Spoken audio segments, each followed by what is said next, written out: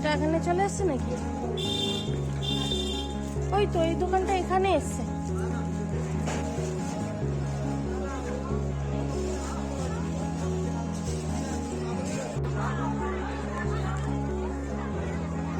জয় মা। Hello to all my friends, আপনাদের সকলকে আমার নতুন আরও একটি ব্লগে সুস্বাগতম জানিয়ে আমি আমার আজকের ব্লগটা শুরু করলাম। যেমনটা আপনারা আমার আগের ব্লগে দেখেছেন, আমরা আগের দিন রাতে চলে এসেছিলাম শিয়ালদা স্টেশনে ফ্যামিলি বাংকার রুমে। আমাদের বুকিং ছিল রাত 8টা থেকে পরের দিন সকাল 8টা পর্যন্ত, কিন্তু আমাদের ট্রেন ছিল 7:20 এবং সেই মতো আমরা 5:45 রুমটা ছেড়ে দিই। রুম থেকে নিচে আসতেই স্টেশন। বাচ্চা নিয়ে এবং লাগেজ নিয়ে কোনো অসুবিধা আমাদের হয়নি। টাইম মতন আমরা পৌঁছে গিয়েছি। এবং আপনারা যদি ফ্যামিলি বাংকার রুমের বুকিং ডিটেলস, কত টাকা, রুম টোর ইত্যাদি দেখতে চান বা জানতে চান, তাহলে আমার আগের ব্লগটা দেখে নিতে পারেন। আমাদের ট্রেন ঠিক 7:30 ছেড়ে দিয়েছে এবং ট্রেনে উঠে মাত্র আমরা একটু চা আর বিস্কিট খেয়ে নিয়েছিলাম।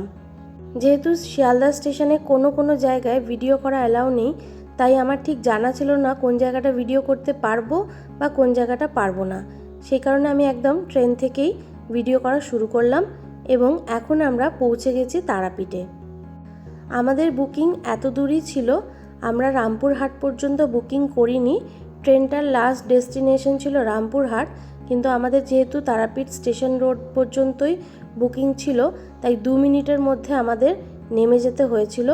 এবং রেলের 2জন কর্মী ভীষণভাবে আমাদের হেল্প করেছিলেন লাগেজগুলো নামিয়ে দেওয়ার জন্য, কারণ বাচ্চা নিয়ে 2 মিনিটের মধ্যে কিভাবে নামবো না নামবো সেই নিয়ে আমাদের মধ্যে একটা দ্বিধাদ্বন্দ্ব চলছিল। তবে ওনাদের সহায়তায় খুব সুন্দরভাবে নেমে গিয়েছি।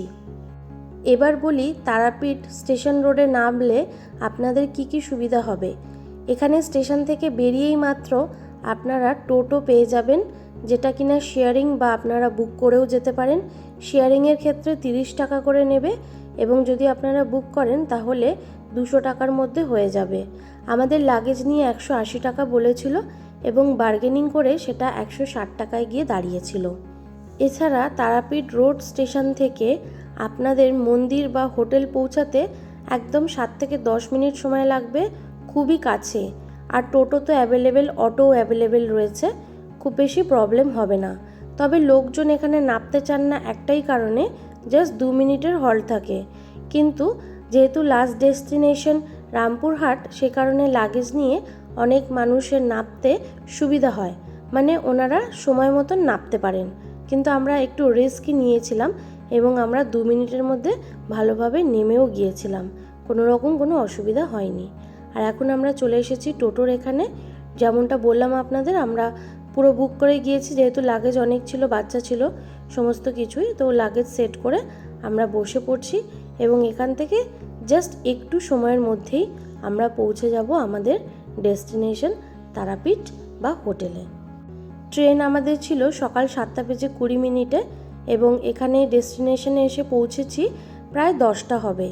এবং আমাদের যেহেতু ট্যুর প্ল্যানটা অন্যরকমভাবে করা ছিল, আমরা একদিনের জন্যই তারাপীঠে থাকব। এবং এই ভ্লগে আমরা সকালে মায়ের কাছে মন্দিরে পুজো দিতে গিয়েছিলাম, প্লাস বিকেলেও গিয়েছিলাম, সমস্তটাই একটাই ভ্লগে আমি তুলে ধরবো। যেহেতু পরের দিন আমাদের চেক আউট রয়েছে, তাই একদিনে 2বার মায়ের কাছে যাওয়ার চেষ্টা করেছি। এই হলো আমাদের হোটেল এবং হোটেলের রুম ট্যুর ডিটেলস সমস্ত কিছু আমি আপনাদের প্রোভাইড করে দেবো পরবর্তী ব্লগে। আপনারা চোখ রাখবেন এবং চ্যানেলটাকে সাবস্ক্রাইব করে সাথে থাকবেন, পাশে থাকবেন। আমরা হোটেলে তাড়াতাড়ি চেঞ্জ করে স্নান করে ওই দিনই চলে এসেছিলাম মায়ের কাছে পুজো দিতে। মন্দির খুব সম্ভবত 1টা বা 1:30টা থেকে 1 ঘন্টার জন্য বন্ধ থাকে, তো এই সময়টা যদি আমরা চলে যাই সেক্ষেত্রে ঢুকতে খুব সুবিধা হবে এবং মন্দির বেশ ফাঁকাই থাকে। আমাদের হোটেলের রিসেপশন থেকে আমাদের রেফারেন্স দিয়েছিল যে মন্দিরে পুজো দেওয়ার জন্য ওনাদের দোকান রয়েছে, তাই ছেলেটিকে সঙ্গে নিয়ে আমরা বেরিয়ে পড়েছিলাম এবং যিনি ঠাকুরমশাই ছিলেন খুব সুন্দরভাবে আমাদের দর্শন করিয়েছেন। আর আজ ছিল আমার মেয়ের জন্মদিন, সেই কথা ওনাকে জানাতে উনি আলাদা করে মেয়েকে পাশের দরজা দিয়েই নিয়ে মাকে একদম দর্শন করিয়ে বা ছুঁয়ে নিয়ে এসেছিল।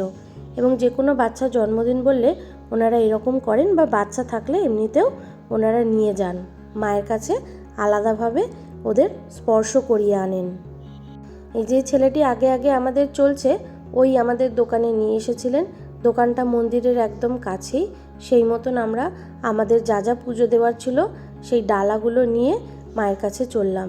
প্রতি বছর এই দিনে মায়ের কাছে আসার চেষ্টা করি। এই নিয়ে 4 বার আমরা আসছি এবং মেয়ের জন্মদিনে চেষ্টা করি মায়ের কাছে পুজো দিয়ে সমস্ত রকম আশীর্বাদ, ভালোবাসা এবং মেয়ের সুস্থতা কামনা করার। আজ ছিল বুধবার এবং মন্দির তুলনামূলকভাবে বেশ ফাঁকাই ছিল।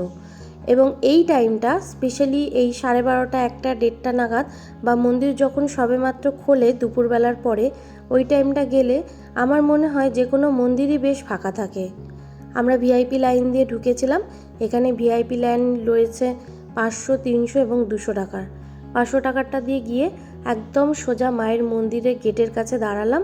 ওখানে পুষ্পাঞ্জলি দিয়ে আমরা পুজো দিয়ে বেরিয়ে এলাম।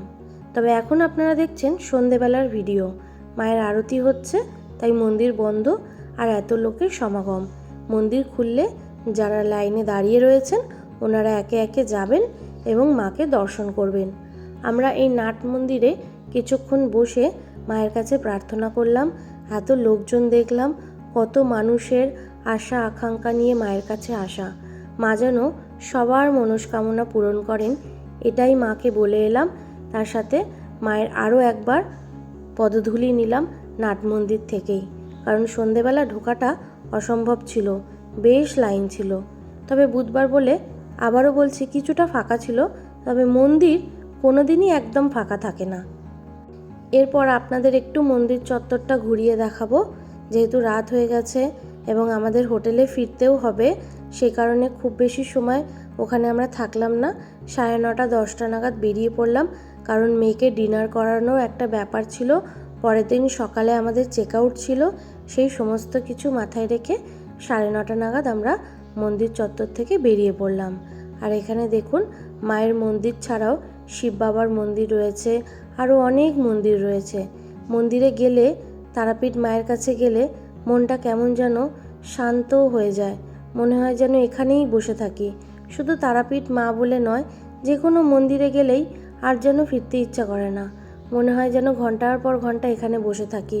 কত মানুষজন মায়ের কাছে আসেন মায়ের আশীর্বাদ নেওয়ার জন্য, মাকে দর্শন করার জন্য। দেখতে এত ভালো লাগে, বলে বোঝানোর মতো নয়। তবে এবারে আমাদের ট্যুর প্ল্যানটা বেশ ইন্টারেস্টিং এবং অনেক জায়গা আমরা এক্সপ্লোর করেছি। সমস্তটাই আপনাদের সামনে তুলে ধরব এবং সেই কারণে আপনাদেরকে অনুরোধ করব চ্যানেলটাকে সাবস্ক্রাইব করে সাথে থাকার জন্য। অনেক ইনফরমেশন, অনেক নিত্য নতুন জায়গা আপনারা দেখতে পারবেন। আমরা অনেক জায়গায় ঘুরেছি, কামাখ্যা মায়ের কাছে গেছি, সমস্তটাই পরবর্তী ব্লগগুলোতে আপনারা দেখতে পারবেন। আশা করছি ব্লগগুলো আপনাদের ভালো লাগবে এবং এই ব্লগটাও ভালো লেগেছে এই আশা করে আজকের ব্লগটা আমি এখানেই শেষ করব। যদি আপনাদের কোনো জিজ্ঞাসা থাকে তাহলে অবশ্যই কমেন্ট বক্সে জানাবেন। আমি পরবর্তী ব্লগে হোটেলের রুম ট্যুর এবং হোটেলের ডিটেলস দিয়ে দেবো। তবে তারাপীঠে হোটেলের কোনো অভাব হয় না, একদম কম থেকে শুরু করে একদম বেশি পর্যন্ত সমস্ত রকমই আপনারা এখানে অ্যাভেলেবেল পেয়ে যাবেন। এই যে তারামায়ের মূল গেট ক্রস করে এখন আমরা বেরিয়ে চলেছি আমাদের হোটেলের উদ্দেশ্যে। দেখতেই পাচ্ছেন রাত অনেক হয়েছে এবং রাস্তাঘাট একদম ফাঁকা হয়ে গেছে। ভালো থাকবেন সবাই, বাই বাই।